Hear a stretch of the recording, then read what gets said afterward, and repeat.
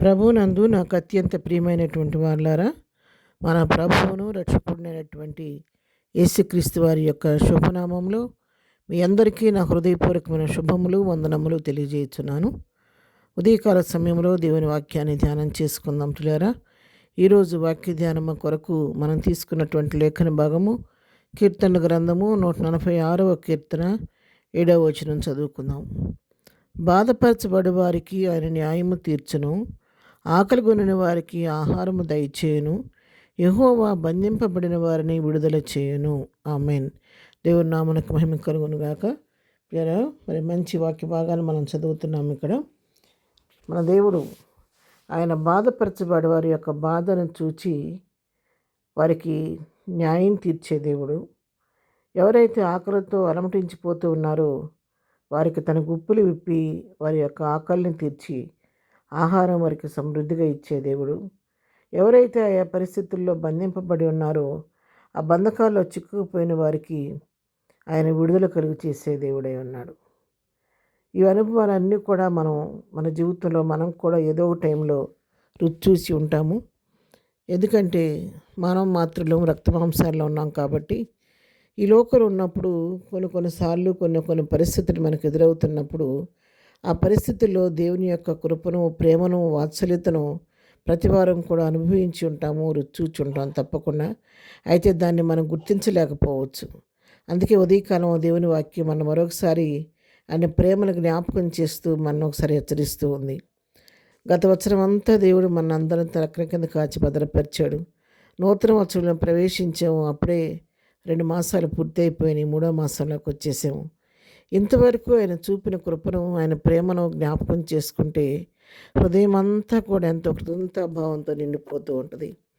కానీ మనం చేసే పొరపాటు ఏంటంటే ప్రభు చేసిన మేళ్లను మనం జ్ఞాపకం చేసుకోం. కానీ మన జీవితాల్లో అప్పుడప్పుడు ఏదైనా ఎదురేటువంటి చిన్నటువంటి శోధనలు, సమస్యలు, వాటిని మనం జ్ఞాపకం చేసుకొని వాటికి ఎక్కువగా మనం సమయాన్ని వెచ్చిస్తూ వాటితో మన మనసును పాడు చేసుకుంటూ మనం దేవుడిచ్చేటటువంటి ఈవులను గురించి ఆలోచించలేక, సంతోషించలేక ప్రభువుకు చెందించవలసిన మహిమను మనం చెల్లించలేకపోతూ ఉన్నాం. ఉదయకాలం దేవుని వాక్యం స్పష్టంగా మాట్లాడుతుంది. నేను సేవిస్తున్న దేవుడు ఆయన సామాన్యమైనటువంటి వ్యక్తి కాదు. ఆయన భూమి ఆకాశములను సముద్రములను సృజించినటువంటి సృష్టికర్త. నోటి మాటతో సర్వసృష్టిని సృష్టించిన వాడు. తన స్వరూపములో తన పోలిక చొప్పున నన్ను సృజించుకున్న దేవుడు. ఆయన మన తండ్రి. మనం ఆయన వలన పుట్టిన వాళ్ళం కాబట్టి, ఆయన మన తండ్రి కాబట్టి మన సమస్త అవస్థ తిరిగిన దేవుడు. ఆయన ఎవరు కూడా బాధపడుతూ ఉంటే చూస్తూ ఊరుకునే దేవుడు కాదు. బాధపడుతున్న వారి దగ్గరికి వెళ్ళి వారికి వెనుతట్టి ధైర్యం చెప్పి వారు ఉన్నటువంటి బాధ నుంచి వారిని విడిపించి, ఒకవేళ వారు అన్యాయం తీర్పు పొందుతూ ఉంటే వారి పక్షంగా నిలవబడి న్యాయాధిపతి అనే దేవుడిగా వారికి న్యాయం తీర్చే దేవుడు మన దేవుడు.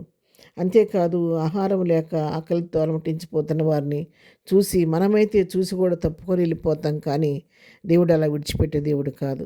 ఎవరు ఆకలికొని ఉన్నారో వారి దగ్గరికి వెళ్ళి ఆయన సృష్టికర్త కాబట్టి, బుద్ధి జ్ఞాన సర్వసంపదలు ఆయన గుప్తులై ఉన్నాయి కాబట్టి, ఆయన గుప్పిలు ఇప్పి ప్రతి జీవి కోరికలను తీర్చే దేవుడు కాబట్టి వాళ్ళ దగ్గరికి వెళ్ళి వాళ్ళకి ఆహారం ఇచ్చి వాళ్ళ ఆకలిని తీర్చే దేవుడు మన దేవుడు.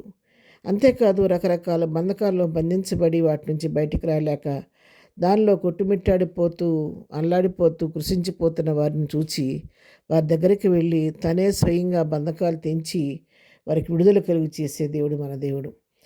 పేతురు చెరసాలలో వేయబడ్డప్పుడు తన దూతను పంపించి అతను కొన్న బంధకాలను తెంచి పేతురుని బయటికి తీసుకొచ్చిన దేవుడు. ఉదయకాలం వాక్యం ప్రియులారా, నాతో మీతో కూడా ప్రభువు మాట్లాడుతున్నాడు. ఒకసారి మనం జ్ఞాపకం చేసుకుందాం. ప్రభా, మరి మా జీవితంలో కూడా ఎన్నోసార్లు ఈ విధంగా సహాయం చేసేవని ప్రభు కృతజ్ఞత చెల్లిద్దాము. ఒకవేళ ఈ ఉదయకాలం నువ్వు బాధపరచబడుతూ ఉన్నావా, నీకు శుభవార్త. ఆయన నీ పక్షంగా నీకు న్యాయం తీర్చబోతున్నాడు. ఆకలి తలమటిస్తూ ఉన్నావా, ఆయన గుప్పిలిప్పి నీకు సమృద్ధైన ఆహారాన్ని ఇవ్వబోతూ ఉన్నాడు. ఒకడేదా దేని చేతన బంధింపబడి బంధకాలు చిక్కుబడిపోయి దుఃఖంలో విచారంలో ఉన్నావా, దేవుడు నీ దగ్గరికి వచ్చి నీ బంధకాలను తెంచబోతున్నాడు. విశ్వాసంతో ప్రభు వైపు చూడండి. పునరుద్ధాన దినము దేవుని సన్నిధికి వెళ్ళండి. ప్రభు ఇచ్చే వాక్యాన్ని మీ హృదయంలో భద్రపరచుకోండి. విశ్వాసహితమైన ప్రార్థనలో ప్రభువుని అడగండి. మీ పక్షం కూడా దేవుడు కార్యం చేయబోతున్నాడు. ప్రార్థన. ప్రేమ కలిగిన తండ్రి, పరిశుద్ధుడా, నీ పాదములకు వందనాలు. ఉదయకాలం మాకు ఇచ్చిన ఈ శ్రేష్టమైన వాక్య భాగాన్ని బట్టి మీకు వందనాలు. ప్రభా, ఈ ఉదయకాలం వాక్యం విన్న అప్పుడు ఎవరైనా బాధపడుతూ ఉంటే వారికి న్యాయం తీర్చండి. ఆకలితో ఉన్న వారికి ఆహారం దయచేయండి. బంధించబడి ఉన్న వారికి బంధకాలు తెంచండి నాయన. నీకు స్తోత్రాలు.